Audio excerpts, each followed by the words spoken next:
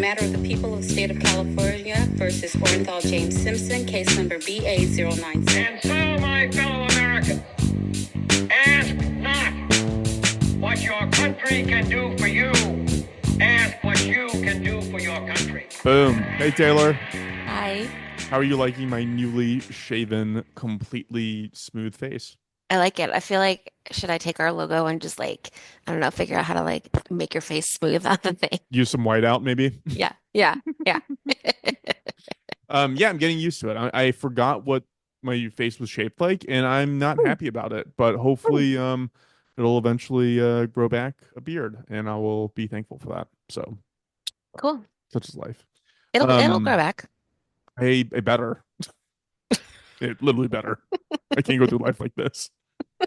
So how's life? Where are you? You're not at home. Wait, let me introduce us first. Oh, right. Hello. Welcome to Doomed to Fail. We're the podcast that brings you history's most notorious disasters and epic failures twice a week, every week. And I'm Taylor, joined by Farz. And Fresh I am face in Farz. Spokane. I'm in Spokane, Washington. Oh, sweet. Why? I've not left the house. Because I have a brother who like lives really close to here, and so he won't travel anywhere. Just because he's a bum, and so we all came up here, and we're in like a big house, and it's nice. Wait, who lives So that's what in we're doing. Spokane? My brother Stratton. Oh, I don't know him. I don't think I've ever met him. I don't think so, no. Okay. And then my brother Decker lives like 5 hours from here, and him and his wife went home 2 days early because they missed their cat. Cats don't care. Oh my God, the cat doesn't care, but whatever. Decker, if you're listening to this, I love cats too, so I'm not belittling that. But I've had a cat before, and as long as it had food and like a place to use the bathroom, it could not care if I was around. Yeah, exactly.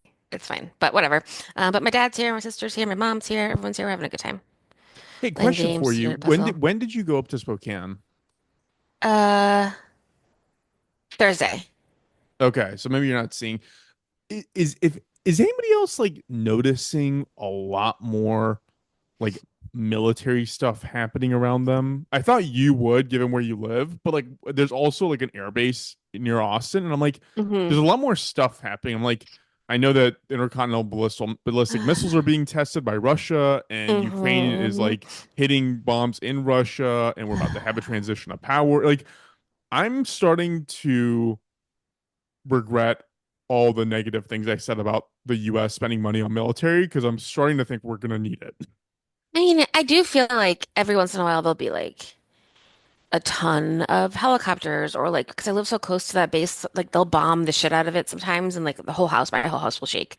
And then sometimes you They could don't be on bomb the the shit out of the base, right? well, Like, like the area, they have like a fake okay, village that they bomb the shit out of. they're going to And fire they, whoever's the planner if it's like every month they're like, we have to blow up the base. you know what I mean. And then sometimes there'll be like a convoy with like a bunch of um like cars and big tanks that are like twice the size of a car and all these things and I'll be like, "Oh great, it's starting." But like I don't know. So I started having these weird thoughts about this stuff. I think it's like a little bit of anxiety coming in, but I don't generally have anxiety because I'm like, whatever happens, happens. Like you can't control it. Why live in whatever fear?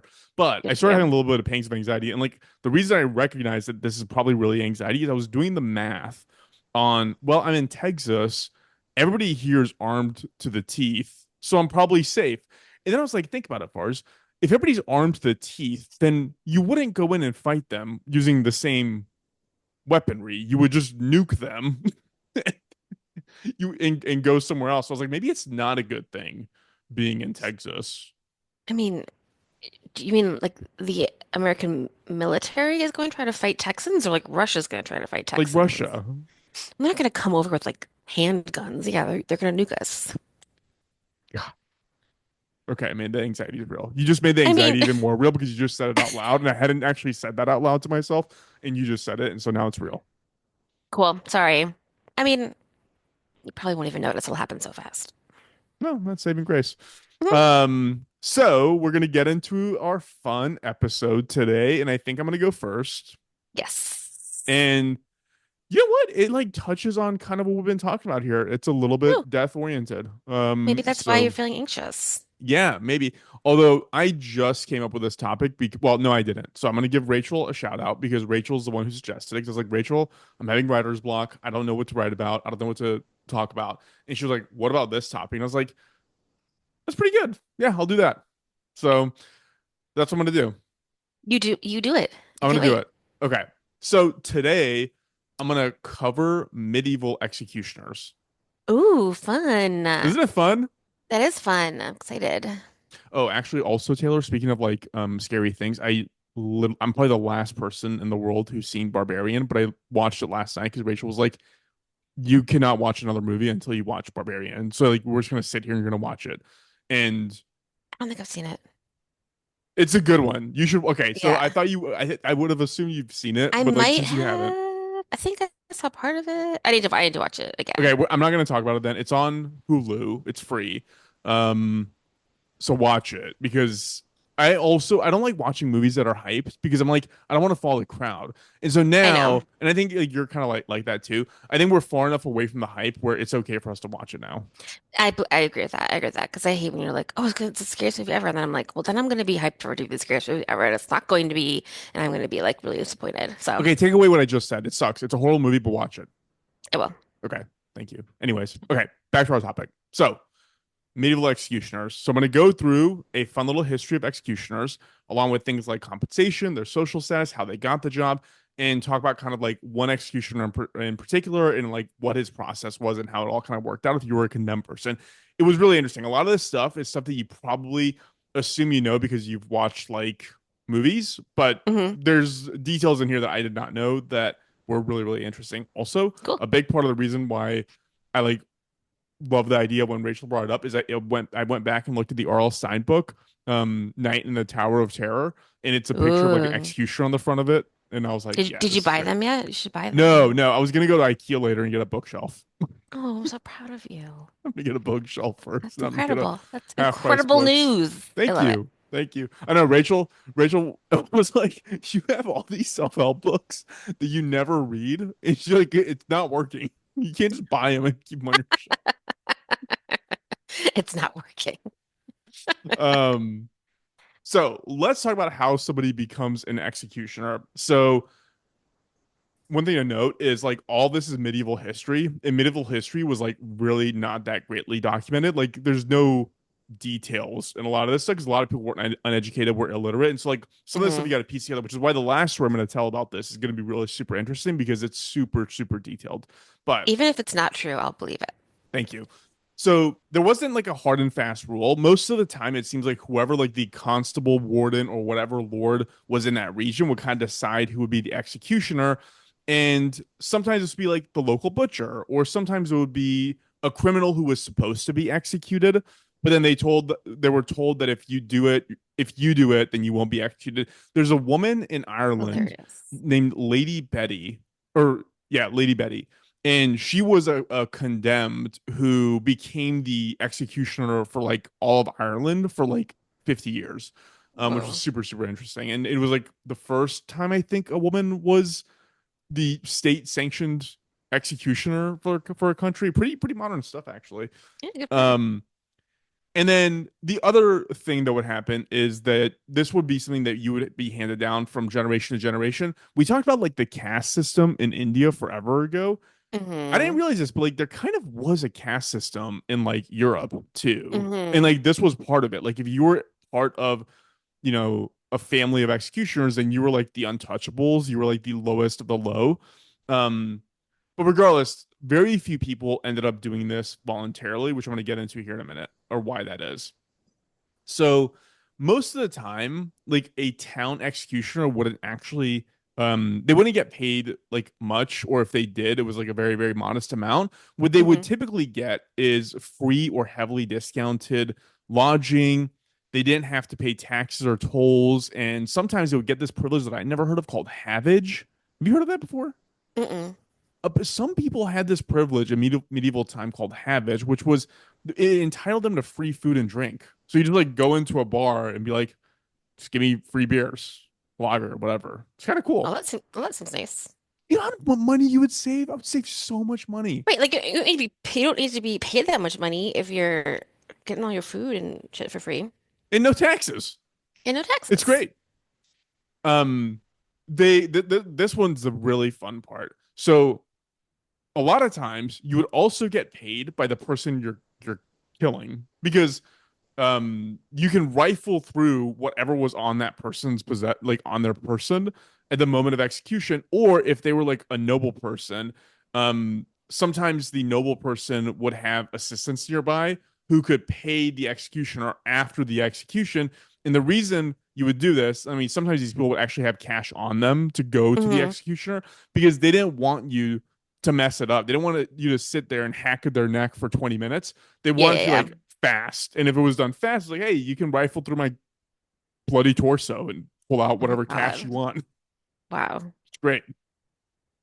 So as far as social standing was concerned, again, very few people actually wanted to be executioners. You were kind of a psychopath if you did.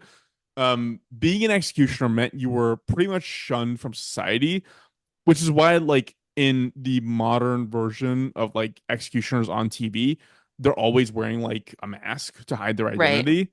So that's not really what happened. Like, that's not what almost any of them did. So the town You executioner was you like very knew well who they known. were. Yeah, Yeah. you knew who the town executioner was, or if they were a journeyman executioner, which was like incredibly common, like they didn't care about hiding their identity because they were in town to kill 17 people today and they were going to leave tomorrow to go to the next town. Oh my It's God. like it's like being in the Rolling Stones except You kill people. bloodier. Hmm. So because of all this, being an executioner was, again, like I said, it was like a not a voluntary thing, or very rarely a voluntary thing. You were typically forced to do the job by virtue of family lineage. So the part of this that like makes it super bad for that individual is that if you became the town executioner or the journeyman executioner, you would be branded. So in Scandinavian, this is disgusting. In Scandinavian countries, for example, they would cut the ears of the executioners off What? so that everybody would look at their ears and be like, "Oh, that's Bill. He's executioner." How, Okay, well, I don't know if that's again, worth all the free food that we were talking about. seriously, like again, like every time you think of like how bad the world is, this was human beings doing That this. Like was been terrible. these were Yes. not like gorillas doing this. Like these were human beings doing this. Oh my God. Fun thing in other countries outside of Scandinavia, they would use hot iron and brand the forehead of the town executioner. Jesus Christ. It's Yeah, so funny because it's like they need him, obviously. they do. They do need So him. why are they treating him like crap? I don't Like they're know. So pretending that they don't need someone to fulfill this sentencing that they're obviously doing all the time. I don't know, Taylor. Do they actually need them? Like, are we that into capital punishment? Well, aren't they? Like why like is that if that's his like job, I mean Like, he's if somebody needed. steals a loaf of bread, do we really need the guy who's going to cut their head Well, off and rifle through their corpse? I don't need that guy, but it sounds like they did. But they didn't want to like admit it. They didn't want to So admit it. they made him feel weird. They made him feel weird, but like also it was case by case too, right? Like if you were the executioner for the king, you were like untouchable. Like you were living like this Hmm. just absolutely blessed, charmed life of cutting off people's heads. Like how often did you have to go to work? So it wasn't that common. It wasn't that. So executions, despite what we think about the medieval ages, it wasn't that common. Like it wasn't. It was more common than it is here in the U.S. today. But it wasn't like a thing where it's like every day you're killing somebody. Like it was, Hmm. you would typically have another job as well. In fact, this is like crazy, but a lot of times the way these people would side hustle is this population would go to them for medical advice because they were the only people at that time who had to know anything about how the body worked because they had to kill you. Oh God. Yeah. So they would side hustle with like with medical advice. Oh my Again, goodness. again, with further validation, said doctors are just crazy people back then. Yeah. Well, I think yeah. Wild. So as you can kind of assume, given the caste concept I mentioned earlier and everything we've been saying to date, their main company was like the undesirables of society, prostitutes, lepers, criminals, shit like that. When it came to methods, this was also interesting. I didn't know this either. So when it came to methods of execution, a lot of it was determined based on, well, it was based on what was available to the executioner, but it was also super dependent on what the crime was. So Hmm. an axe or a sword was probably the most common way to kill someone by beheading them. Hmm. And that's just because everybody had an axe and a sword in town, right? Like there was one Right. accessible and you don't really need anything. This one's interesting though. They had like kind of like an unwritten rule of a three-stroke limit. It sounds like fucking the PGAs, but what it was is that if you can't kill the guy or woman in three strokes, then you risk the mob turning on you and killing you instead, Right. or you losing your job as an executioner, and then now you have no ears and you have to pay taxes and you don't have free housing. It's like, but like nobody, did people go to them like we think that they did? Did people go to them? Yeah. You mean like try to kill them? No, like with people like always watching the executions. Oh, yeah, yeah, yeah, yeah, yeah, yeah. Yeah. Like, That yeah, part's real in movies. yeah, watching someone just like a one shot head chopped off is a very different experience than like a 20 shot chop, I don't know, you man. know? Ned Stark only took one, and it still traumatizes me to this day. Fair. So, the other methods that were available, if you had the resources to make them available, was hangings, which was reserved for thieves, Hmm. and then murderers, rapists, and they call them aggravated thefts, so thefts committed by like battery or whatever. Those Hmm. were like pretty badly done. So those are the people that were executed by being broken at the wheel, which is like this is the one where I'm like, man, you really have to love this job to do it. So Yeah. you're strapped to a scaffold in a large wheel from a carriage, and I looked this up. It weighs about 50 pounds typically. It's Hmm. just repeatedly dropped on your body, usually starting with your shin bone and then your arm bones, and like just shattering your body. They just drop it on you? They just Like drop it on you. I thought it Yeah. involved more turning at some of something, but no, they just drop They you just over on drop it you. on you. Yeah. Oh my God. Yeah, I think what you're thinking of is the stretching thing, right? It's the one that just Yeah. keeps stretching you. That's something different, which we'll Wow. actually talk about here in a moment. So they just keep dropping it on you. And then, like, if the executioner decides to kill you, they can just take it at the very end of breaking every bone in your body and just start bashing you in the head or the neck with it. And that's the way they would kill you. Oh my God. But sometimes they don't actually kill you. But regardless, whatever they do is the way that this whole thing ends is they kind of braid your body into the wheel. So you're kind of like just like bent Oh, yeah, yeah, backwards. yeah, yeah, yeah. Because like you're in the There you spokes, go. You're in the spokes. but Yeah. your body is so broken. And your body's Oh, broken. that kind of makes me want to throw up. Wow. So the Okay. worst I read was this guy who was a serial killer in Germany. Man, the Germans just know how to do it. They like nailed this shit. But this guy in Germany was kept alive for 9 days on the wheel. Like he was forced to stay alive, given water, Oh my whatever he needed to God. make sure he could not succumb to his wounds. Is that Ugh, nuts? it's nuts. He must have killed someone really important. Yeah. Then you have burnings. That was typically reserved for heretics, sodomites, witches, and arsonists.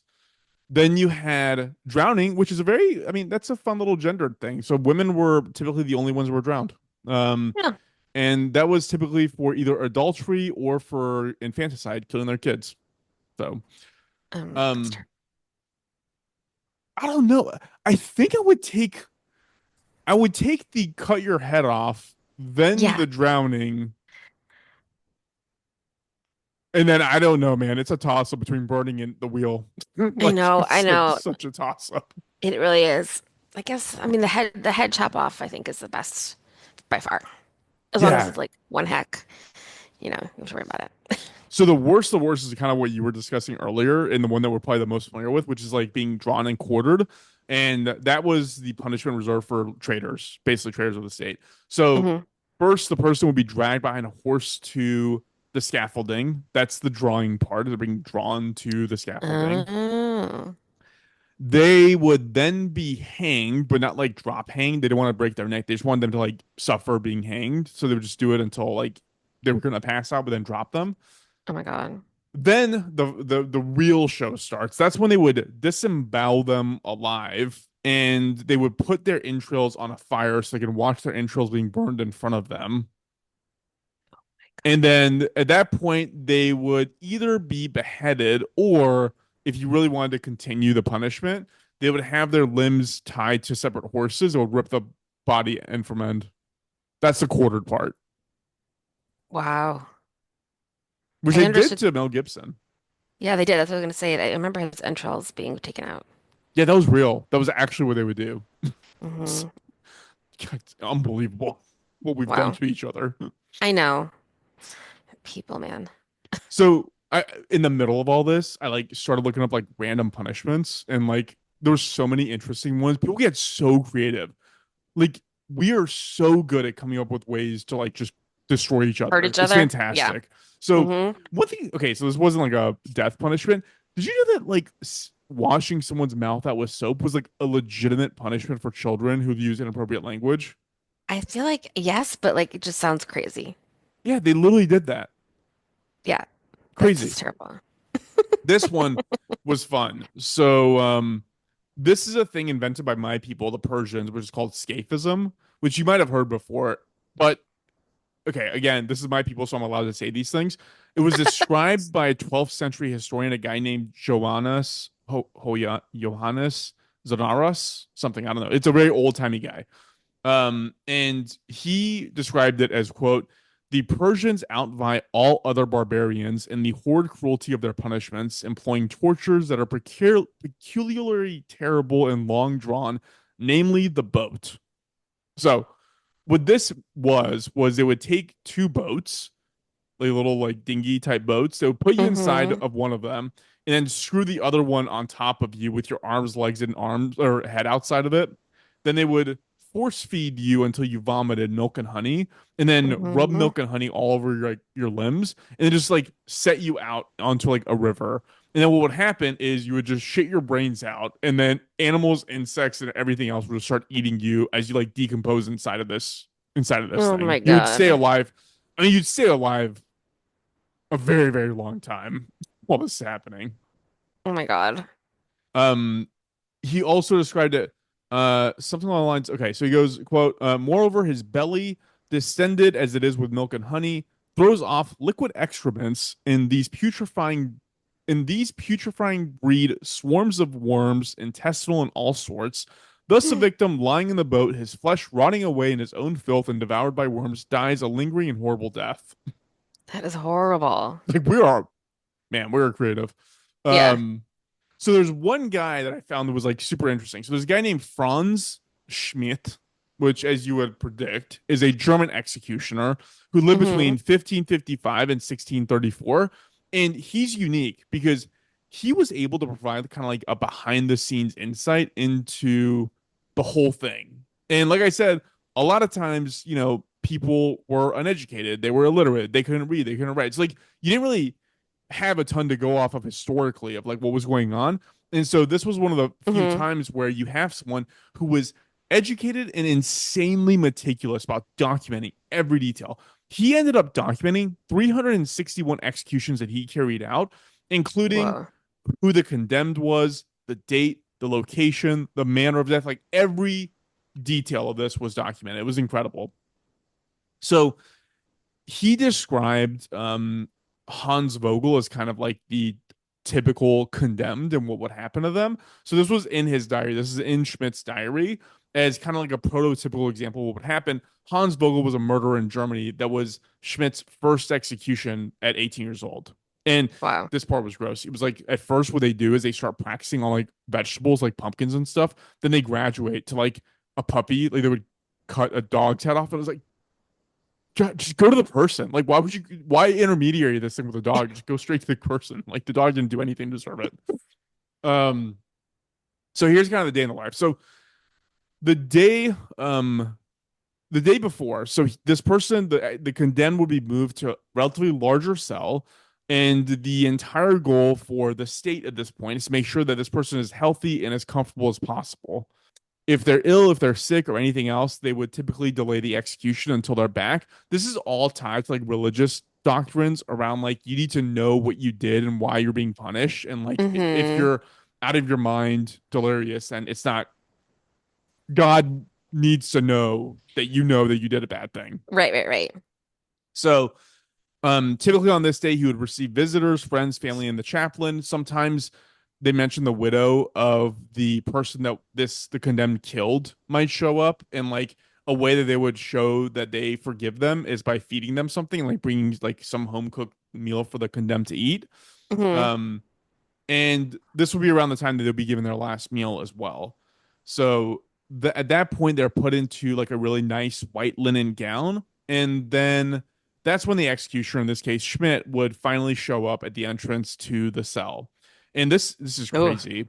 that's Um, scary. I can just imagine. so you think that, but like, listen to this part. So Schmidt would document in the case of Vogel, he was like, yeah, yeah, you know, you walk in, you ask the condemned for forgiveness, and then you share a drink of St. John's drink of peace, which I looked up and it's just wine. So like sit there drinking together and like sharing stories, like they're just like having a good time, like old friends. Like it's not like a, it's not like Dun it's dun not meant to be a dun. scary thing. Yeah. Hmm. So once they feel good about it and they're vibing, then Schmidt will tie. That's so funny.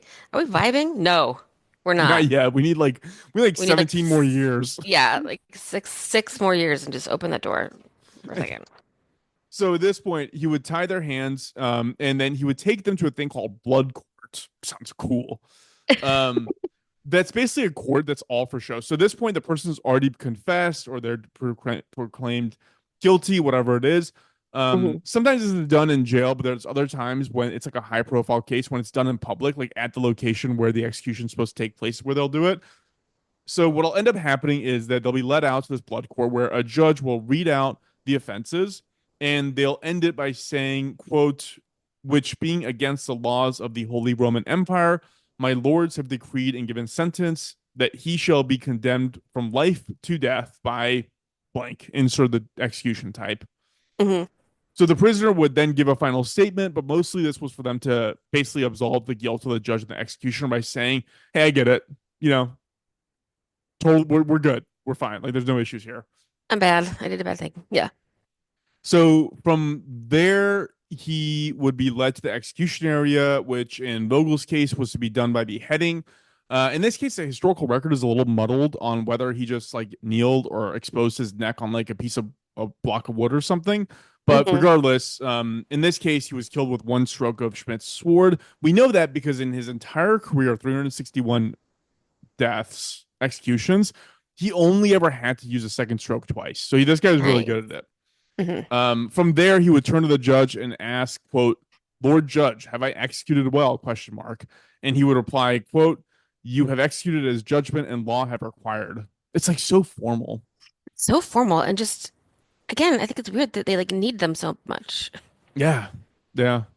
Immediately after this, he would direct his assistants, whoever these poor bastards were, to mop up the blood and dispose of the head and the body. Yeah, Although that's a sometimes job.